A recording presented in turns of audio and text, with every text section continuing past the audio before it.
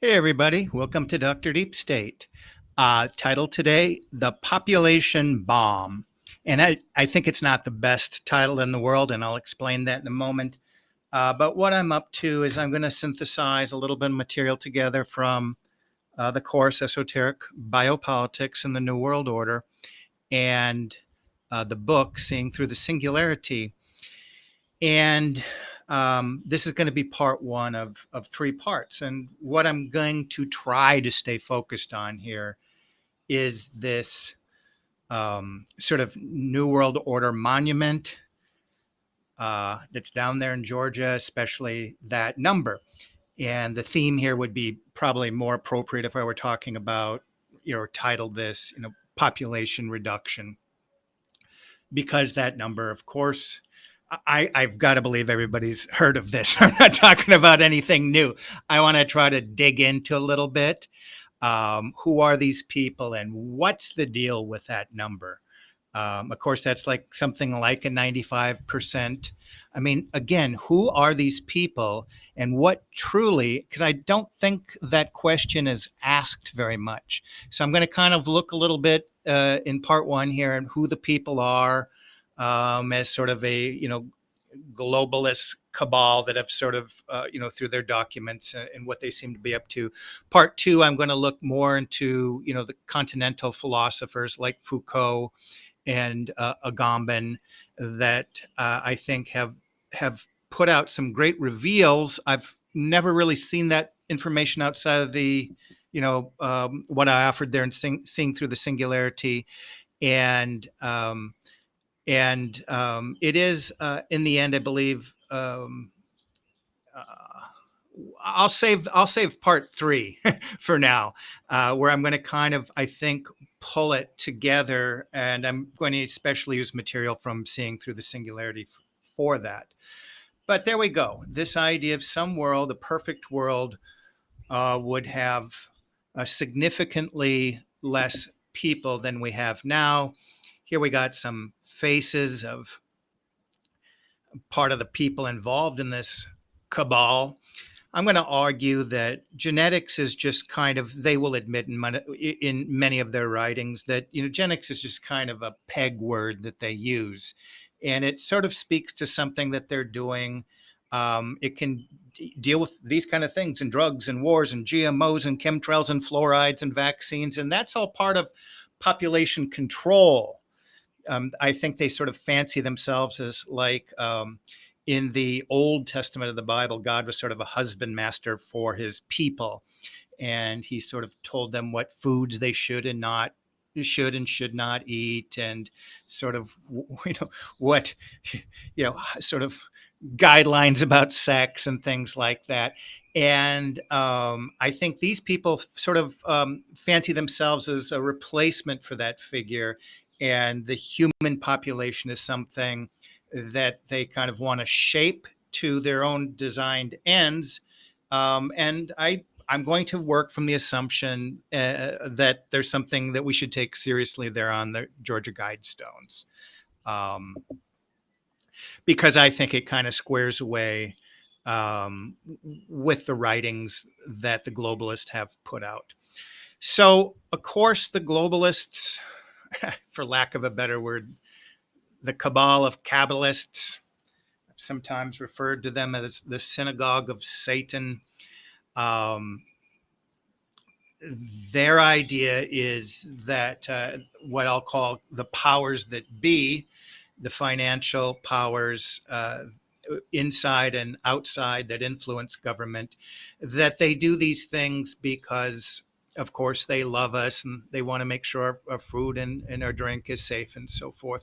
And of course, I'm going to come in, just bearing in mind, Rummel was a political scientist over there at the University of Alaska, and he was just doing a very conservative estimate about what he called democide, intentional killing of unarmed persons by government. And I think his estimates are way on the low end. But the deaths, especially in the 20 and leading into the 21st century around the world, by and large, no, far and away, they're deaths by what we would called government. So I'm going to kind of throw that concept out there.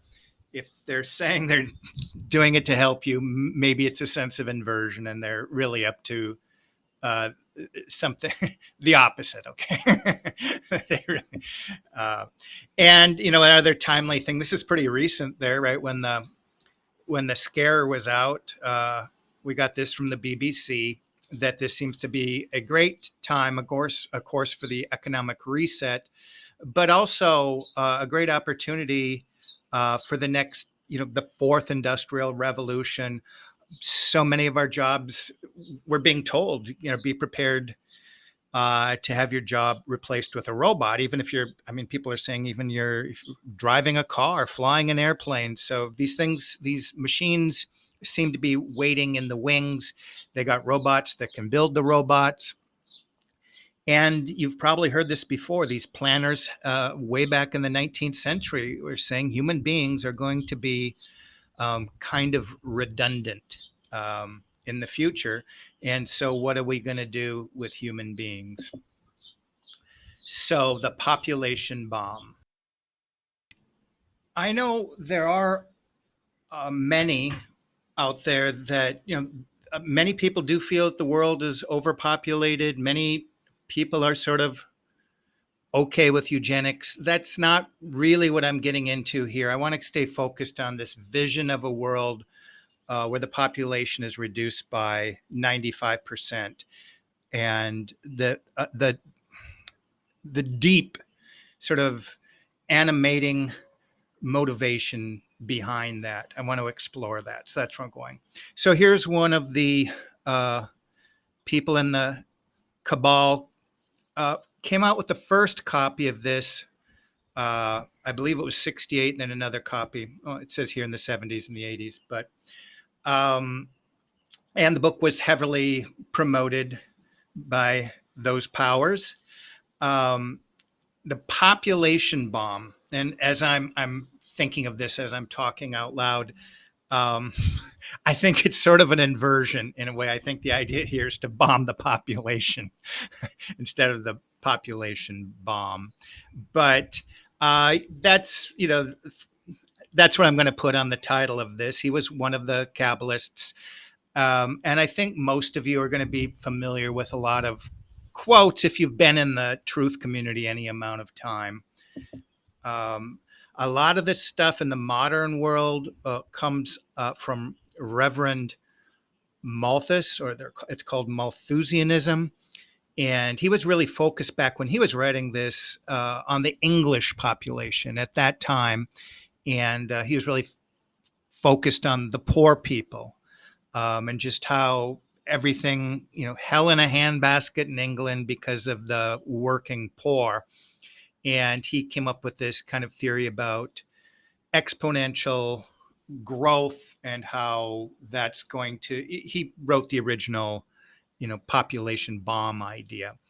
And as far as the European population today, the real threat among I'll say white Europeans is that they don't have enough growth to replace themselves. And some people use that as an excuse to bring others in.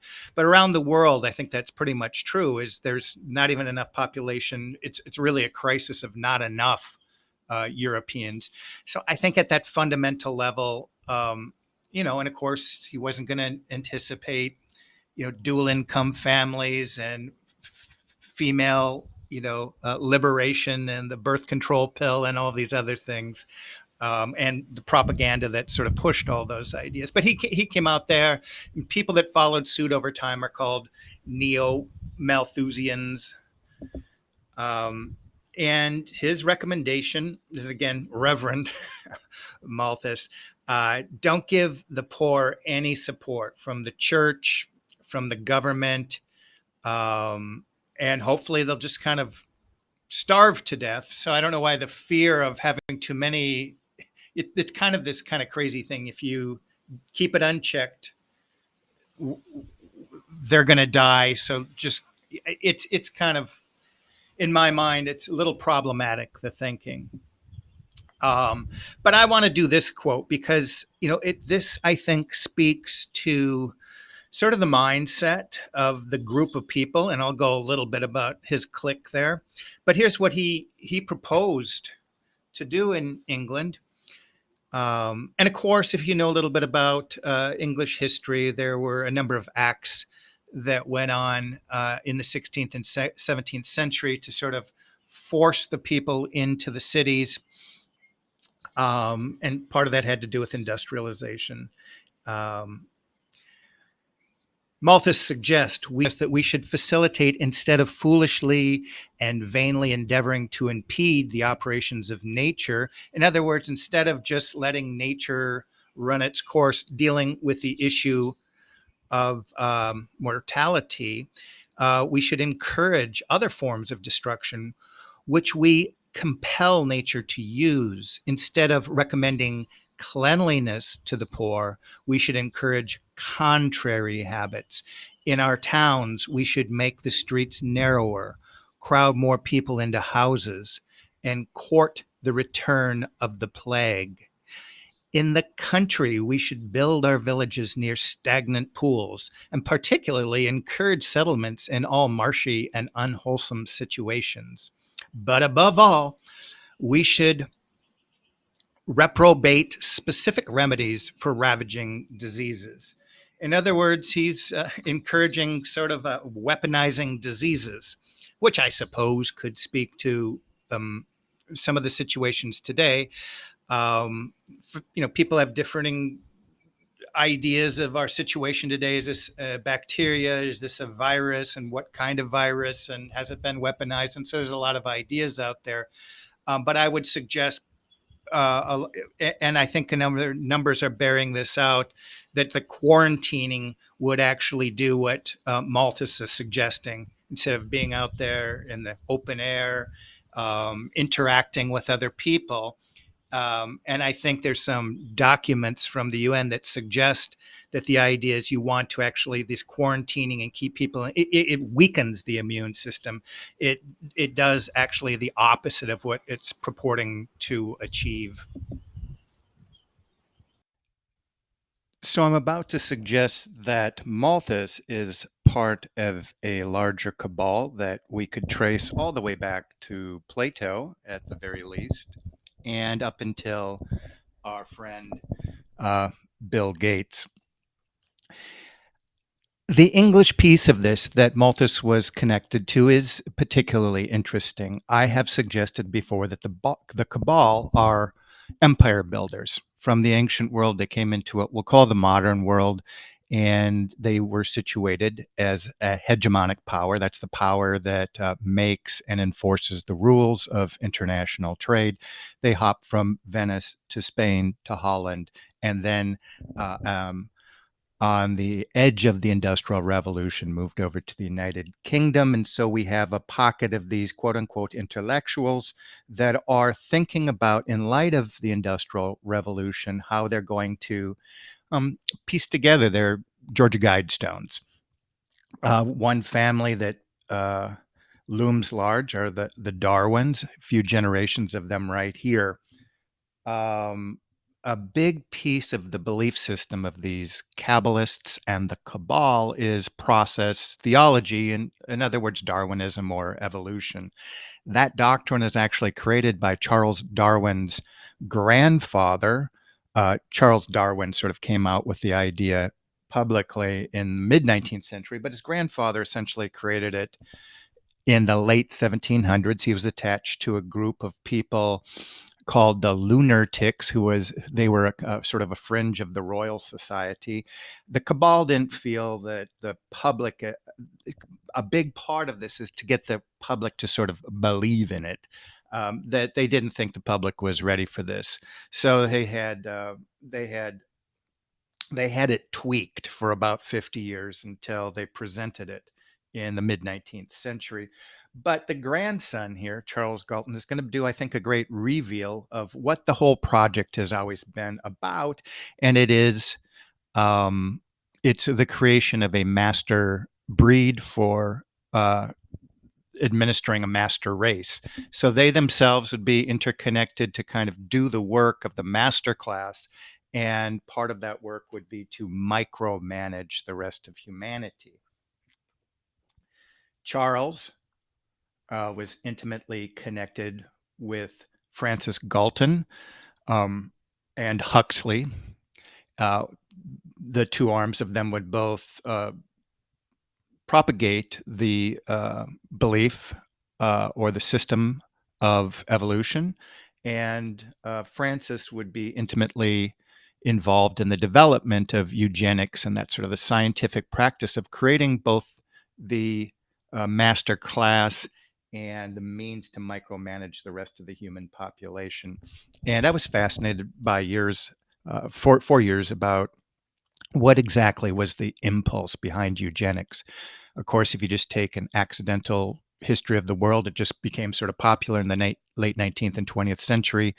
But I was always interested, how exactly did it spread in Asia? What were the goals in Asia compared to South America, compared to the European piece of it? And what I noticed, that there were different triangles. They kind of wanted subsets of how the Asian world would think about the Japanese being the pinnacle and the guardians of that part of the world, and then the Koreans and the Chinese and the Micronesians and so forth. Similarly, in Latin America, they were sort of subdivided into groups around the world. Here we have a little snippet of who showed up for the conference, the International Eugenics Conference of 1912 and 1921, and it's a virtual who's who of the global elite, I guess is the term we sometimes use, with the royal families and the scientific and economic elite. And they're all there. I don't think I don't think there's anybody that objected to it or didn't come or didn't participate. It was literally a who's who of these families. And just one leg of this family, you're going to see the Roosevelts are connected to kind of the rest of the group.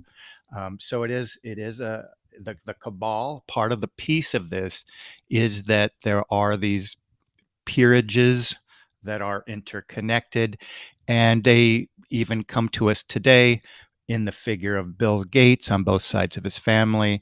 His grandfather and even great great grandfather were part of the development of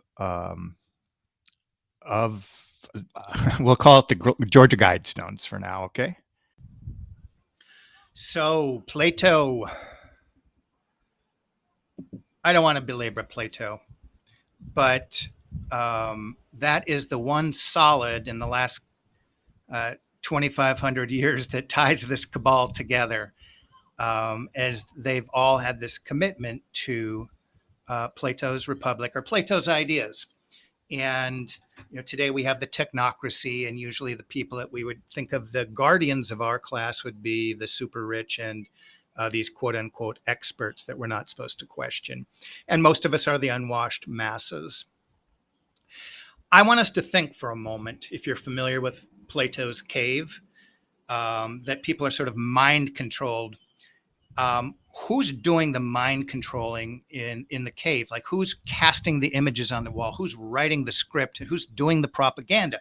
It might be the guardians, but when you look at this right now, for Plato, the guardians here were supposed to control the masses, raise their children, but they needed to be, and he even conceded this, mind controlled themselves. So within Plato, there's always this unseen hand who's guarding the guardians.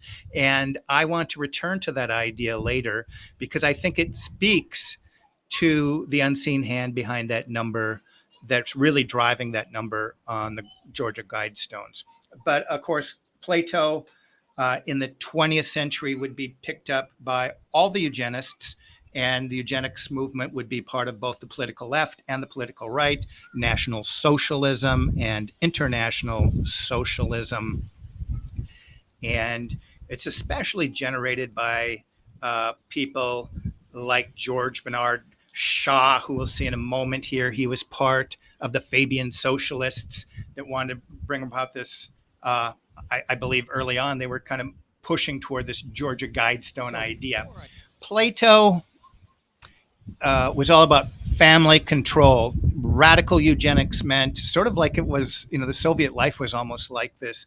The guardian class would raise your kids from cradle to cradle to grave, and so there's always this idea that most of the population was kind of redundant. The ideal population would be about 5,000 people, sort of what we would call a city state. And Plato doesn't speak, of course, about the size of the world. So these ideas with Plato are interconnected with, I think, sort of the final revolution, the fourth industrial revolution, the Georgia Guidestones. But I will return to Plato and the idea of that guardian class again. The Huxleys, big on creating UNESCO and the World Health Organization. And part of what I suggested when I did this a few years ago would be that there would be this movement to subordinate the world population to the edicts of both UNESCO, which is the propaganda arm of the World Health Organization, and the quote unquote experts there. So Julian was a big part of that, definitely a member of the Cabal, he and his brother, that you're probably familiar with. We got quotes here from George Bernard Shaw, a huge Fabian socialist, and he didn't care if it was from the political left or the political right. He would praise Stalin's purges. He would praise the concentration camps of the Nazis, because he wanted this. Although socially, the Fabian socialist, the idea is the tortoise or whatever that character is, it moves very slow, but he was chomping at the bit to get the world numbers down. And then we got here Ted Turner, and I actually heard this interview in real time back in the day, so I know it's a real quote. And he said, in my mind, about a 95%. And it's funny that more people weren't just kind of shocked when he heard that. And of course, he's executive there in Georgia, and the Georgia Guidestones are in Georgia. And there's this idea that he might have been part of the RC Christian person that sponsored this, but I would think he's probably just another member of the cabal, or what we're going to kind of start thinking about. And this is where I'm driving at, this deeper esoteric ancient agenda that's been pushing this forward for a long time. So these ideas of Ted Turner's 95% reduction, they're pretty consistent, I believe, with the rhetoric of the elite, and that would be consistent with the Georgia Guidestones. Um, where I'm going with this is the people, the powers that be, seem to really fundamentally hate humanity. Um, Here we see Kissinger, Prince Philip, Bill Gates,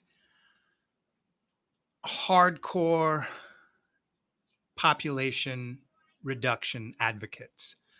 Um, Kissinger, famous for, military men are stupid animals. These people are telling us that we're supposed to crash our economy and walk around in masks because somebody's grandmother. But we know that they hate useless eaters, and they think that 95% of us are essentially redundant and expendable. Um, Kissinger's ideas of this foreign policy of the Cold War, he kind of got Europeans and Western people generally to go along with this idea that there's nation states that are competing over sacred resources, and that great, China's policy or India's policies or Africa's policies, they sort of made sense to people because, hey, but now that we see the world in light of European genocide, we really see that these people really, this foreign policy of the 20th century was really just a stepping stone to the 21st century policy of communitarianism, the new phase of collectivism that they have been guiding us into. And of course, part of that idea would get us to think Club of Rome, part of the Cabal of Bilderbergs and so forth, to get us to think that the planet is sacred and we're a scourge on that planet. And they did definitely, they got a lot of people to believe in this, to the point where we believe that we should be taxed for breathing. In fact, we should be muzzled. We shouldn't even be breathing. So, kind of preparing us.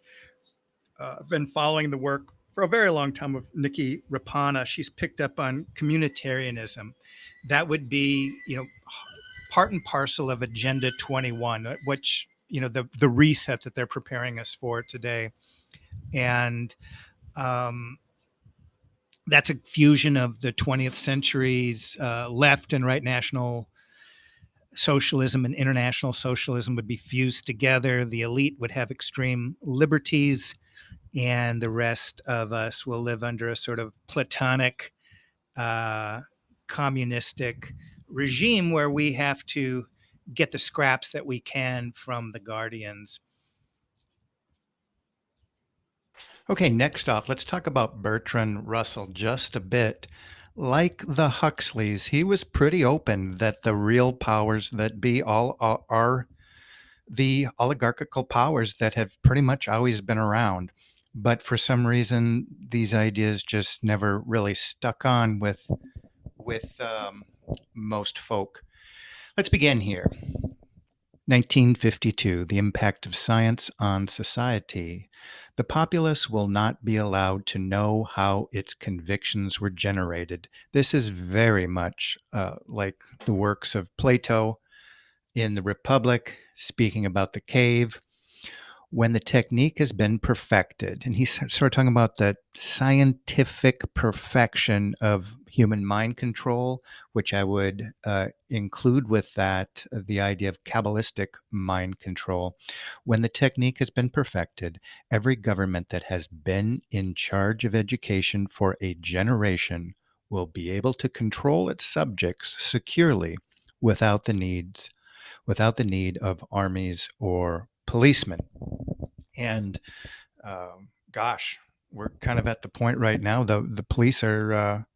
I don't know what the police are doing right now.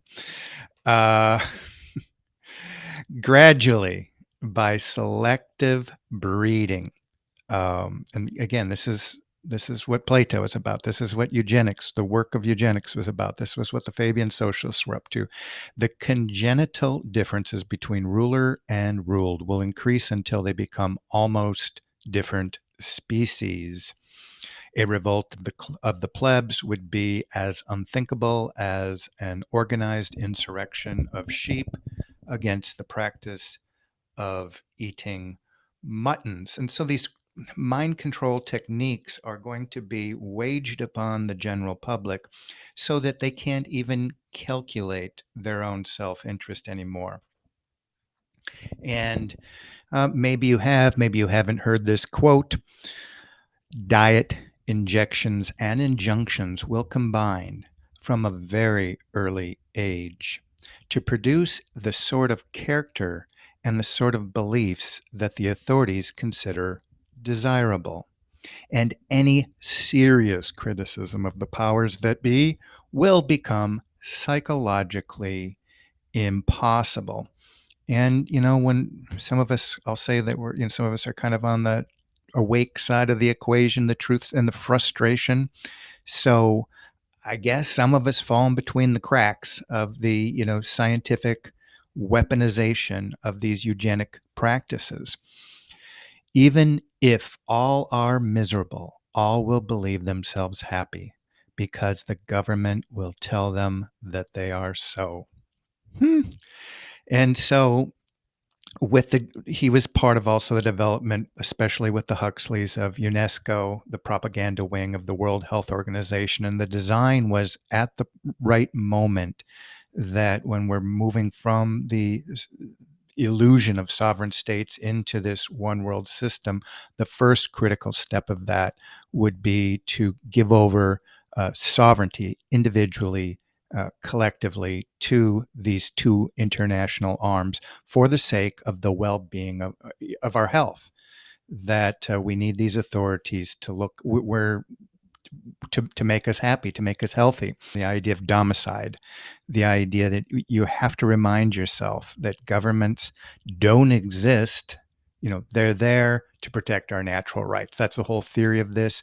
People have sort of gone so far from that most citizens today believe that governments exist to protect our health.